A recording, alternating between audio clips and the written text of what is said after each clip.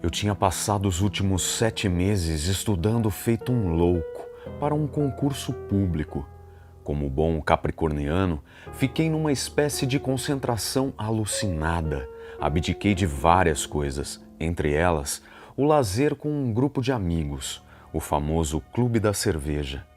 Depois do dia da prova, tudo o que eu queria para drenar um pouco daquela angústia, adrenalina, era marcar, enfim, uma reunião com meus bons amigos do clube.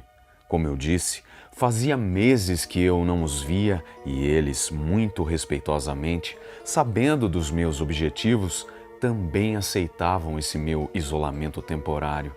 Enfim, nem sequer nos falávamos há muito tempo. Tudo naqueles meses, para mim, resumia-se a livros e aulas. Cheguei em casa por volta das 8 horas da noite daquele domingo. A prova tinha acontecido em uma cidade que fica a uns 60 quilômetros da minha, mais ou menos. Assim que cheguei, abri a geladeira, peguei uma cerveja e esparramei-me no sofá. E finalmente fiz contato no grupo de WhatsApp que tinha com meus 3 amigos, o Clube da Cerveja.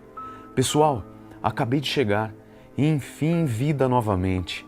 E aí, vamos tomar umas amanhã? Acredito que fui muito bem na prova, mas vou contar tudo. Quero falar sobre várias coisas, futebol, espiritualidade, enfim, preciso arejar com urgência, estou com saudades. Márcio respondeu cerca de 10 minutos depois. O relógio já marcava 8h15. Meu amigo, que alegria! Certamente você deve ter ido muito bem. Toda a sua dedicação será recompensada. É uma pena não estarmos juntos agora. Gostaria muito de te dar um abraço. Estou com o Robson e ele também está te mandando um grande abraço. Eu prontamente respondi: fiquem tranquilos, meus chapas. Amanhã à noite vamos botar o papo em dia e nos abraçar. Muito obrigado. Depois disso, eles não falaram mais nada. E eu também notei que Danilo tinha saído do grupo pouco tempo antes. Até pensei em perguntar ao Márcio o motivo, mas eu estava tão cansado, a cervejinha já tinha acabado com as poucas energias que ainda me restavam, então resolvi deixar para o dia seguinte. Fui tomar um banho e capotei na cama. Acordei mais cedo do que esperava, talvez por força do hábito. 7 horas da manhã de uma segunda-feira com cara de feriado, férias, enfim, com ares de alívio. Tomei um café preto apenas, fiquei contemplando o nada por alguns instantes e fui fazer algo que sempre gostei de fazer, mas também já tinha muito tempo que não fazia: correr no parque ecológico da cidade. O lugar é enorme, calmo, um templo da natureza, um lugar propício para começar o merecido descanso. Então, fui me trocar, peguei meus fones de ouvido e fui caminhando ao grande bosque.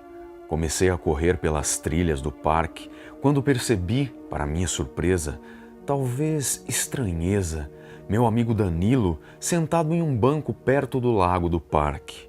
Em plena segunda-feira, até onde me lembro, ele entrava no trabalho às 8 horas. Em uma olhadela espontânea, vi que o relógio já marcava 8h20.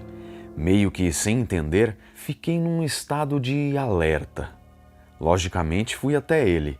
Chegando mais perto, percebi que ele estava totalmente cabisbaixo, com um olhar vazio, observando os patos navegando naquela água verde musgo do lago. Danilo, eu disse bem próximo já. Então ele me olhou num movimento vagaroso. Vi que seu rosto estava num tom rosa, como se estivesse frio demais, mas não estava. Lembro que meu estado de alerta naquela hora começou a se transformar em uma aflição. Nenhuma palavra um dos meus grandes amigos pronunciou. Numa tentativa de quebrar o que quer que fosse que ele estava sentindo, eu disse: "E aí, cara, que saudade, meu. Eu falei com o pessoal ontem, estou querendo fazer uma reunião do grupo hoje mais tarde, você tá afim?" Danilo me olhou com um sorriso de canto de lábio e soltou um suspiro curto, emendando em um tom pesado: "Tá falando sério?"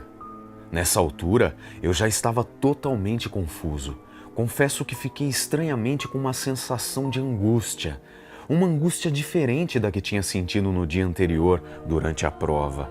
Parecia que eu estava sendo desrespeitoso, mesmo sem saber o motivo.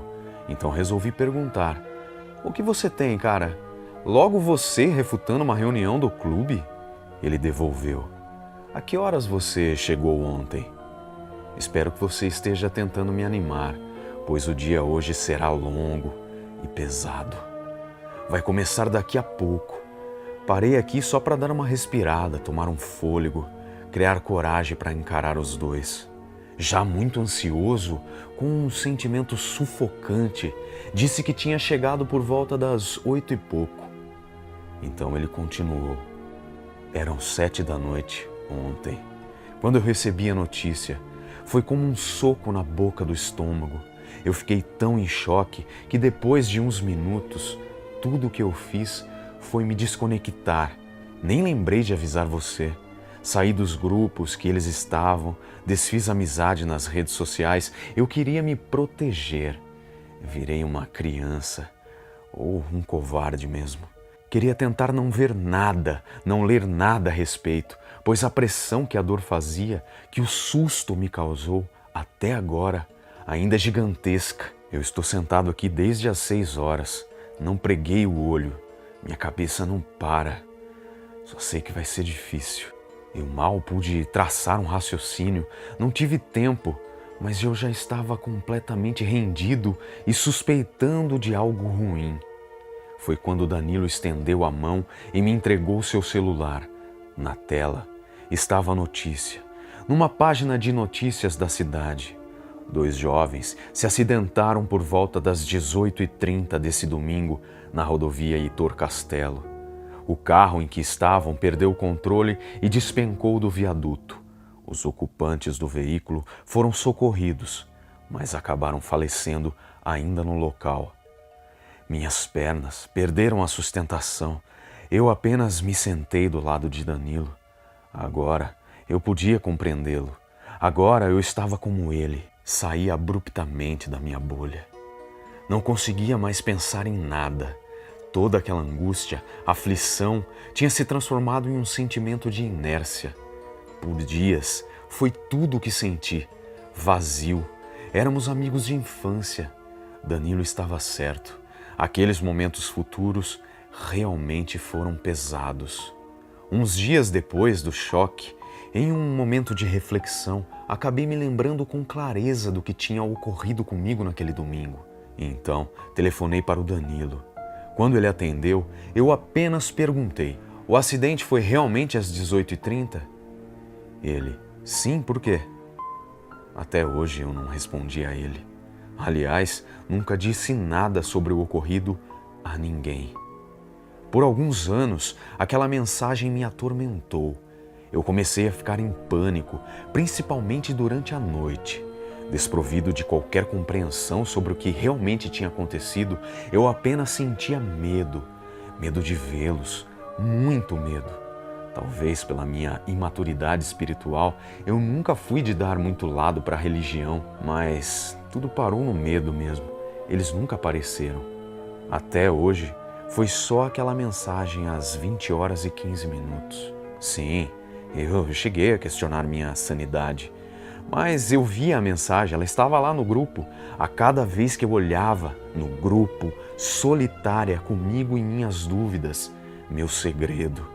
Eu fiquei, depois que de certa forma me acalmei um pouco, por muito tempo olhando aquele grupo. Sei lá, talvez esperando mais um contato. Hoje, 5 anos depois, ainda fico extasiado com tudo que houve, mas amadureci muito. Aquele episódio dramático transformou minha vida em vários aspectos. Por isso, inclusive, resolvi escrever esse relato. Se você, por alguma razão, ficou curioso, sim, eu passei naquela prova. E isso ainda dá ensejo a profundas reflexões em minha mente. A vida é assim, repleta de nuances, ondulações que não podemos prever, muito menos controlar. O estudo sobre ela é constante, ou pelo menos deveria ser, né? E a prova, na verdade, são provas. Nesse caso, especificamente, apesar da tragédia, aquela mensagem que recebi deles no grupo transformou a forma como enxergo o mundo espiritual. Nem o Danilo sabe disso ainda. Ele tinha saído do grupo pouco tempo antes e essa é a primeira vez que revelo tudo o que aconteceu. Quando ele ler isso, vai finalmente receber a resposta daquele porquê ao telefone. Apesar de o meu porquê ainda não estar claramente evidenciado, motivo pelo qual, inclusive, vez ou outra, ainda olho no grupo. E não é para ratificar o óbvio, não. O medo passou. Tudo foi se transformando em um profundo aprendizado, que certamente não daria para transcrever aqui. Eu não sei e confesso que, por algum motivo, nunca questionei a razão pela qual tive esse contato. Uma mediunidade, talvez. Apenas aceitei. Basta saber que os laços continuam, mesmo que a dor, a distração, a incompreensão estejam presentes. Certamente, em uma noite dessas, vamos botar o papo em dia.